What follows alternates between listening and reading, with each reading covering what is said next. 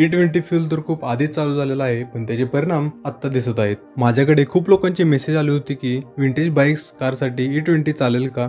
BS4 bike मध्ये हे fuel वापरू शकतो का? E20 किती रिस्की आहे आणि जर प्रॉब्लेम आले तर याच्यावरती सॉल्युशन्स काय असतील, हे सगळं आपण आजच्या व्हिडिओमध्ये समजून घेणार आहोत. तुम्हाला तर माहितीच आहे E20 म्हणजे 80% पेट्रोल आणि 20% इथेनॉल असे मिश्रण आहे. इथेनॉल म्हणजे ऊस, मका यांसारख्या पिकांपासून बनलेलं एक अल्कोहोल आहे. हे प्रदूषण कमी करण्यास मदत करतं, पण जुन्या बाईकसाठी प्रॉब्लेम निर्माण करत आहे. कारण 2017 ते 2023 दरम्यानच्या BS4 BS6 बाईक्स फक्त E10 फ्यूल साठी कम्पेटेबल आहेत, ना की E20 साठी. आणि त्या आधीच्या गाड्यांचं काय, त्या तर प्युअर पेट्रोलच्या हिशोबाने बनल्या होत्या. आणि हा खूप सिरियस टॉपिक आहे, पण गव्हर्नमेंट असं इग्नोर करत आहे की 2023 पूर्वीच्या गाड्या अस्तित्वातच नाहीत. पण फॅक्ट म्हणजे 80% गाड्या या 2023 पूर्वीच्याच आहेत. मग असं का? इथेनॉलमुळे यांच्या पुढच्या जनरेशनचा धंदा चालणार आहे?